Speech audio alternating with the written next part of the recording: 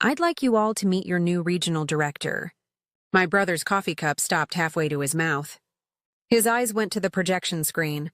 My face, my name, my new title. Regional Director, Northern Territory. The color drained from his face in real time. 2 weeks earlier, he'd called me a failure. In front of our entire family. "You can't expect much from a high school dropout," he'd said. His fiancée had laughed. Now I was standing at the front of his all-hands meeting. His boss was shaking my hand. And my brother looked like he was going to be sick. How does a dropout end up running a 7-figure division? How does the family screw-up become the person signing your performance reviews? I had the email in my pocket the whole night he tore me apart. I just chose to let him find out the right way. Where are you watching from, and what time is it there? Drop a comment. And if you've ever been underestimated, hit that like button. You'll want to stay for this. Let me rewind. I dropped out of high school when I was 16. Not because I was failing. Not because I didn't care. Because my dad got cancer, stage 3. Aggressive. The bills came faster than the treatments. Someone had to work. My brother was 2 years older, already in college on a partial scholarship. My parents had saved for years to cover the rest. There was no money left for me, and no time to wait. So I left school and took a third-shift warehouse job. My brother got the degree. I got the grind. He moved into a dorm. I moved into the role of second income. And for the next 8 years, that's how our family saw us. Him, the success. The one with the future. Me, the one who gave up. The one who couldn't hack it. But here's what they didn't see. I took night courses, logistics, supply chain management, operations leadership. I kept every certificate, every email from my VP, every promotion letter. I worked entry-level warehouse for 18 months. Then team lead. Then shift supervisor. Then manager. Then senior manager at a different regional site. I moved up every 12 to 18 months. I saved everything. Performance reviews, commendations, awards. A folder 2 inches thick. My brother never asked what I did. He just assumed I was still stuck. We worked for the same company. He didn't know that, I did. And that's where this gets good. 3 weeks ago, my parents hosted a family dinner. My brother brought his fiancée. It was her second time meeting everyone. He'd just gotten a promotion to senior analyst. He made sure we all knew. "It's a big deal," he said. "Only 15% of candidates get moved up in under 3 years." My mom beamed. My dad raised his glass. Then my aunt turned to me. "So what are you up to these days?" I opened my mouth. My brother cut me off. "Oh, he's between things." I blinked. He never finished school, you know. So it's been tough for him to find anything stable. His fiancée looked at me with this pitying smile. "That must be so hard." My brother leaned back, swirling his wine. "I keep telling him, it's never too late to go back. Get a GED, maybe try community college." I stayed calm. "I'm good. But thanks." He laughed. "I mean, I get it. Not everyone's cut out for the corporate track." Then he looked at his fiancée. "Some people just aren't wired for that kind of pressure." She nodded. My mom glanced at me, then at her plate. My brother turned back to me, generous now. "Hey, if you ever want a real job, let me know. I could probably get you a referral. We're always hiring in the warehouse." I smiled. I'll keep that in mind. I had the promotion email on my phone. Dated 3 days earlier. I didn't say a word. I left early that night. Sat in my car in my parents' driveway. My phone started lighting up. The family group chat. "So great to meet Sarah," my aunt wrote. My mom. "She's lovely. You two are perfect together." My dad. "Proud of you, son." Then my brother sent a link. A LinkedIn article. The importance of formal education in today's job market. No comment. Just the link. I stared at it. Then my mom texted me privately. "Honey, he shouldn't have said it like that. But maybe he has a point. It's never too late to go back to school." I sat there in the dark. And for just a second, I wondered if they were right. If the dropout label would follow me forever. If it didn't matter how hard I'd worked or how far I'd come, maybe I'd always be the screw-up. Then I opened my email. The subject line stared back at me. Congratulations. Regional Director appointment. Effective immediately. I scrolled down. From EVP of Operations. Sent 3 days ago. I took a breath. I remembered exactly who I was. And I realized I had 2 weeks. 2 weeks before the public announcement. 2 weeks to decide what to do. I didn't reply to the group chat. I turned off my phone. And I went home. That night I opened the full email. Dear Name, we are pleased to formally offer you the position of Regional Director, Northern Territory, effective in 14 days. Reporting line, EVP of Operations. Scope, 4 states. 312 employees. $12 million P&L. I scrolled down to the attachment. Organizational chart, confidential. My name sat at the top. 3 tiers below me in the analytics division. Site 14. My brother's name. I zoomed in.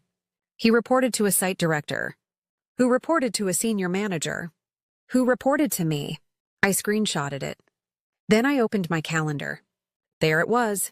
All hands meeting. Northern Territory Leadership Introduction. 2 weeks out. Attendees.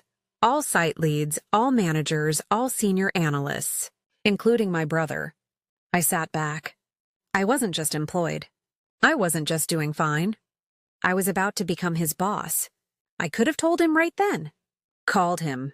Sent the email. Walked back inside. But something in me said no. Let the facts do the talking. Let him hear it the right way. So I saved the email. I saved the chart. And I waited. Over the next 10 days, my brother ramped it up. The family group chat became his stage. Memes about participation trophies. Articles about, everyone's a CEO on LinkedIn now. A gif of a clown with the caption, fake it till you make it. No names, but I knew. Then he texted me directly. A job listing. Warehouse associate. $19 an hour. I can put in a good word for you. Honest work. I didn't reply. 2 days later, he invited me for coffee. I went. He spent 20 minutes talking about his new responsibilities, his team, his metrics. Then he leaned in. Look, I know things have been hard for you, and I want to help. He slid his phone across the table. Another job listing. Same company, entry level. My boss is hiring. I already mentioned you. Just say the word. I looked at him. I appreciate it. But I'm all set. He frowned. You can't just coast forever. At some point, you've got to face reality. I smiled. I am. He sat back, frustrated. That night, his fiancée posted on Instagram. A photo of the two of them. His arm around her. Caption. So proud of my man. Climbing the corporate ladder the right way. The emoji, a graduation cap, and a briefcase. I liked the post. My start date was in 3 days. The all-hands meeting was in 2. I got the calendar reminder that afternoon. My brother's name was on the attendee list. I was ready. The night before the meeting, I pulled my files. 5 years of performance reviews. Every single one exceeds expectations or outstanding contributor. Year 3. Commendation for a process redesign that saved the company $2 million. Year 4. Leadership Excellence Award. Year 5. Fast Track nomination for director-level roles. I had the numbers. I had the proof. Then I did something I probably shouldn't have. As incoming regional director, I had early access to HR systems. I pulled my brother's file. 3 years with the company. 3 consecutive reviews. Meets expectations. 1 note from his manager. Struggles with feedback. Needs to improve collaboration. 1 verbal warning on file for attitude during cross-functional projects. His salary, $68,000. Mine, $142 plus bonus. I sat back. He thought the diploma was the finish line. I'd been running a completely different race. I opened the last file.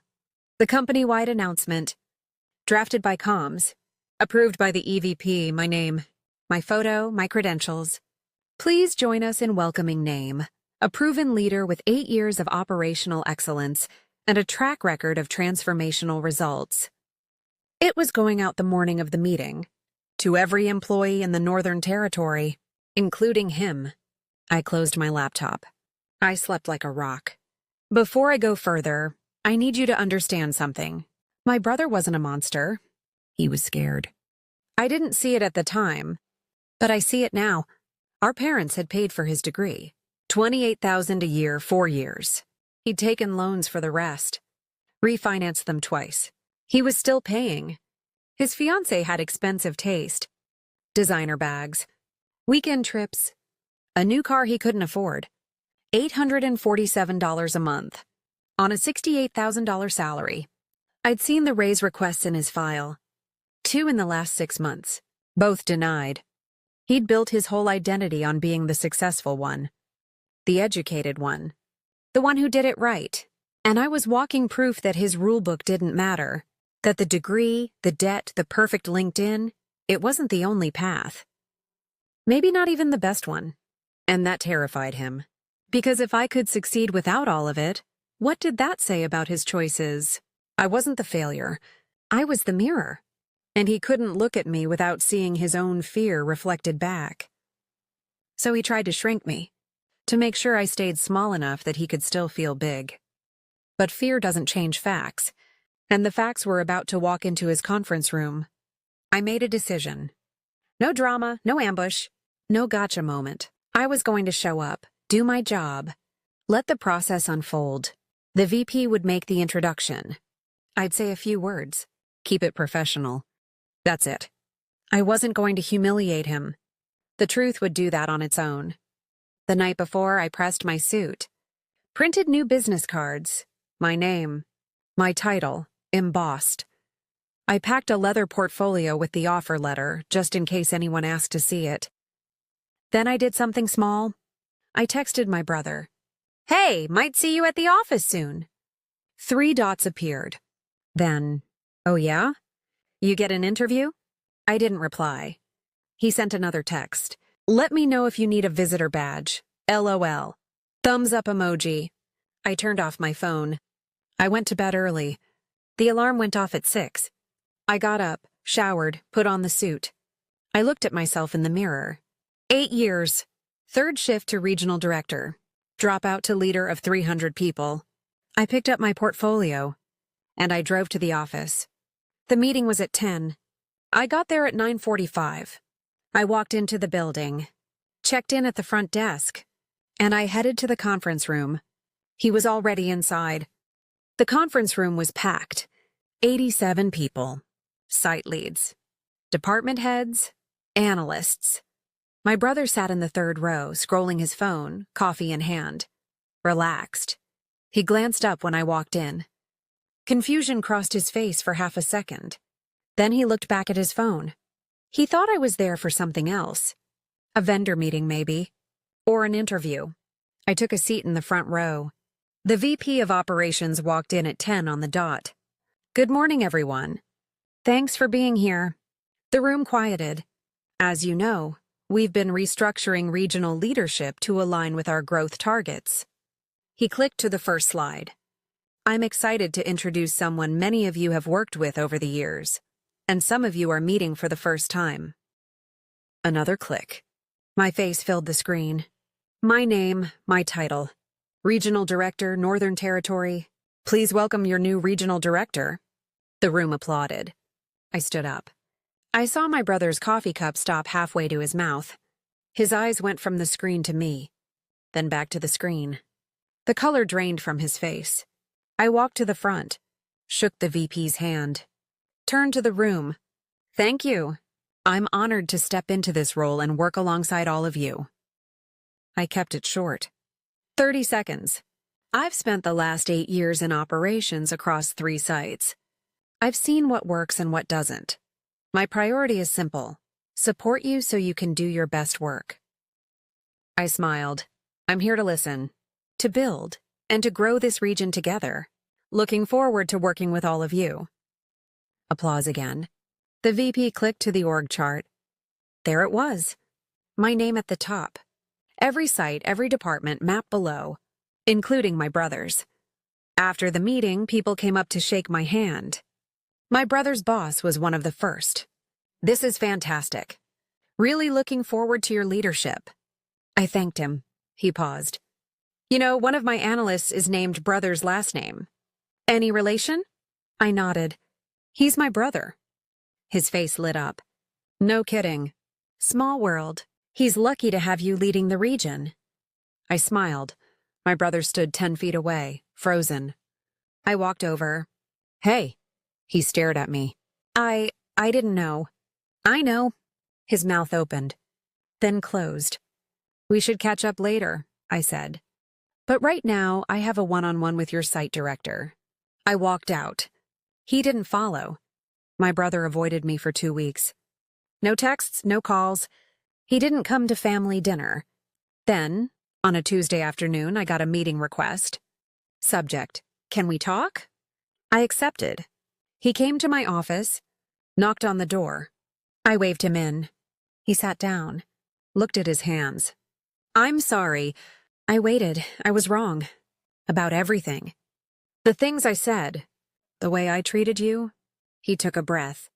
"I think I was, I don't know, scared.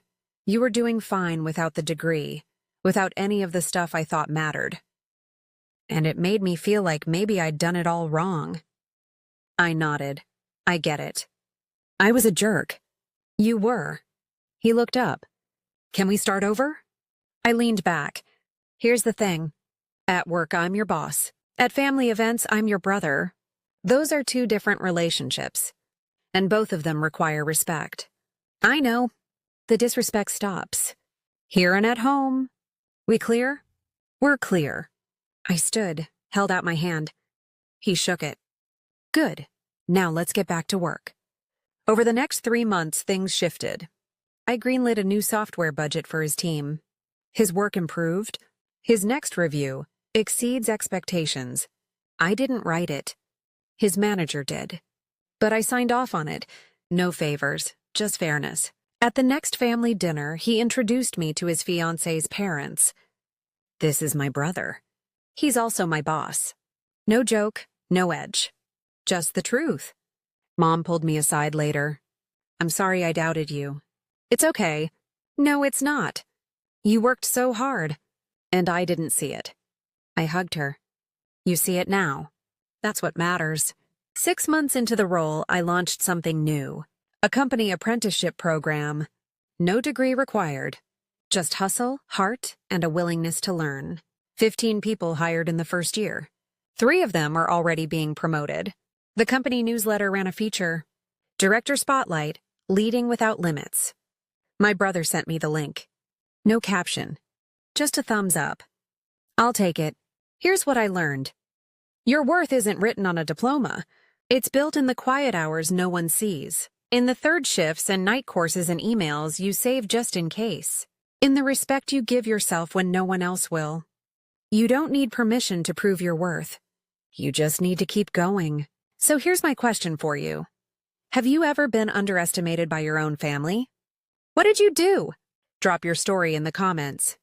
I read every single one, and if this one hit home, subscribe. Because your story deserves to be heard too. You're not a dropout. You're not a failure. You're just getting started. This story is a fictionalized dramatization and is not legal or financial advice. Thanks for listening.